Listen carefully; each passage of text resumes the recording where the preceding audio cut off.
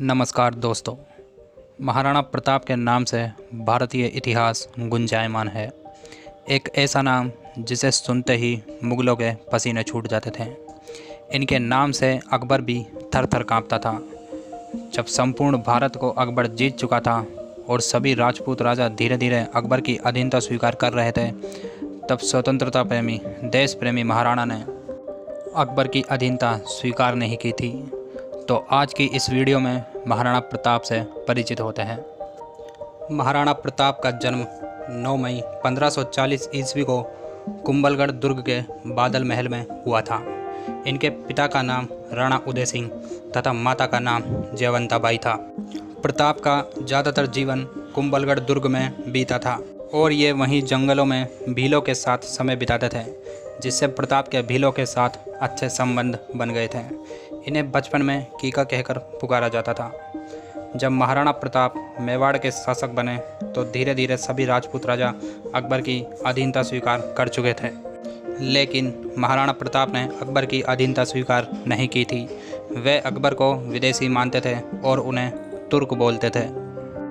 अकबर ने प्रताप को अपने अधीन करने के लिए 4 दूत भेजे, जिन्हें अकबर का शिष्टमंडल भी कहते हैं। अकबर ने सबसे पहले 1572 ईस्वी को जलाल खान को भेजा, दूसरी बार मानसिंह को, तीसरी बार मानसिंह के पिता भगवंत दास और आखिरी बार अकबर ने टोडरमल को भेजा।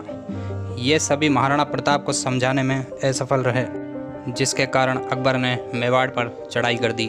अकबर सबसे पहले अजमेर आया और वहाँ से उसने मानसिंह और आसफ खां को 80,000 सेना के साथ मेवाड़ पर आक्रमण करने के लिए भेजा।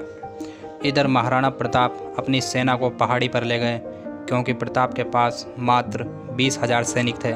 इसलिए उन्होंने खुले मैदान में युद्ध लड़ने के बजाय पहाड़ों में रहकर ही युद्ध लड़ना ज़्यादा उचित समझा। उधर मानसिंह और आसफ खां अपनी सेना के साथ हल्दी घाटी आ गए। हल्दी घाटी युद्ध 18 जून सन 1576 ईस्वी को हुआ था। महाराणा प्रताप के साथ एक मुग़ल सेनापति थे, जिनका नाम था हाकिम खां सूर। ये मात्र एक ही मुस्लिम सेनापति थे जो महाराणा प्रताप की ओर से इस युद्ध में लड़ रहे थे। इसके अलावा प्रताप की सेना में भीलों की टुकड़ी थी, जिसका नेतृत्व पूंजा भील कर रहे थे। जब युद्ध शुरू हुआ तो प्रताप के सेनापति हाकिम खां के नेतृत्व में राजपूतों ने मुग़लों पर इतना जोरदार प्रहार किया कि मुग़ल सेना में अफरा तफरी मच गई और वो इधर उधर भागने लगे। मुग़ल सैनिक भागते हुए बनास नदी के किनारे आ गए। बनास नदी को रक्तताल भी कहा जाता है। मुग़ल सेना में मिहत्तर खान नाम के एक व्यक्ति ने अपनी सेना का मनोबल बढ़ाने के लिए यह अफवाह फैला दी कि सम्राट अकबर स्वयं यहाँ आ रहे हैं, जिससे मुग़ल सेना में एक जोश आ गया और वह फिर से युद्ध करने के लिए तैयार हो गए। उधर महाराणा प्रताप अपनी सेना के साथ पर्वतीय स्थान से नीचे मैदानी भाग में बनास नदी के किनारे आ गए, जहां मुग़ल सेना ने तोप के गोलों और तीरों से राजपूत सेना पर हमला कर दिया, जिससे राजपूत सेना में भी एक अफरा तफरी का माहौल बन गया। युद्ध अत्यंत घमासान हो गया था। चारों तरफ लाशों के ढेर दिखाई दे रहे थे। इसी समय महाराणा प्रताप की नज़र मानसिंह पर पड़ी, जो एक हाथी पर बैठा था।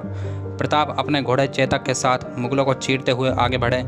जैसे ही प्रताप मानसिंह के पास पहुँचे, चेतक ने अपने अगले पैर हाथी की सूंड पर रख दिए। महाराणा प्रताप ने उचित अवसर पाकर अपने भाले से मानसिंह पर जोरदार प्रहार किया, लेकिन मानसिंह ओहदे में छिप गए और भाले का प्रहार महावत ने अपने ऊपर ले लिया, जिससे महावत की मृत्यु हो गई। जब चेतक ने अपने पैर हाथी की सूंड से हटाए तो हाथी की सूंड में बंधी तलवार से चेतक के एक पैर कट गया। तभी मुग़ल सैनिकों ने महाराणा प्रताप को चारों ओर से घेर लिया था, लेकिन प्रताप ने किसी तरह हार नहीं मानी थी। उन्होंने अकबर के सेनापति बहलोल खान पर अपनी तलवार से इतना तेज प्रहार किया कि बहलोल खान सहित उसके घोड़े के 2 टुकड़े हो गए थे। लेकिन इस वक्त प्रताप काफ़ी अधिक घायल हो चुके थे। प्रताप को घायल देख झाला मन्ना ने प्रताप के मुकुट और राजचिन्ह स्वयं ने धारण किए और महाराणा प्रताप को युद्ध छोड़कर जाने के लिए कहा। इस स्थिति को उनके घोड़े चेतक ने पल भर में भांप लिया और वह प्रताप की जान बचाते हुए उन्हें युद्ध भूमि से बाहर ले गए। उन्हें बाहर जाते हुए देख 2 मुगल सैनिकों ने देख लिया था और वो प्रताप का पीछा करने लगे। जब यह नज़ारा प्रताप के भाई शक्ति सिंह ने देखा तो उनका अपने भाई के प्रति प्रेम जाग गया और वो मुगलों का पीछा करने लगे।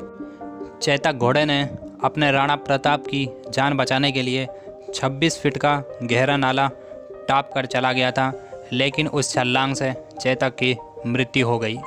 जब महाराणा प्रताप ने पीछे मुड़कर देखा तो उनका भाई शक्ति सिंह उनके पीछे खड़ा था और अपना घोड़ा देकर महाराणा प्रताप को जाने के लिए कहा, लेकिन चेतक की मृत्यु से महाराणा प्रताप फूट फूट कर रोने लगे। चेतक का समाधि स्थल बलीचा स्थान पर स्थित है, जहां महाराणा प्रताप ने स्वयं उनका दाह संस्कार किया था। दोस्तों, अगर आपको महाराणा प्रताप की यह वीडियो अच्छी लगी हो तो वीडियो को लाइक कीजिए और अगर हमारे चैनल पर नए हो तो हमारे चैनल को सब्सक्राइब भी कर दीजिए। धन्यवाद।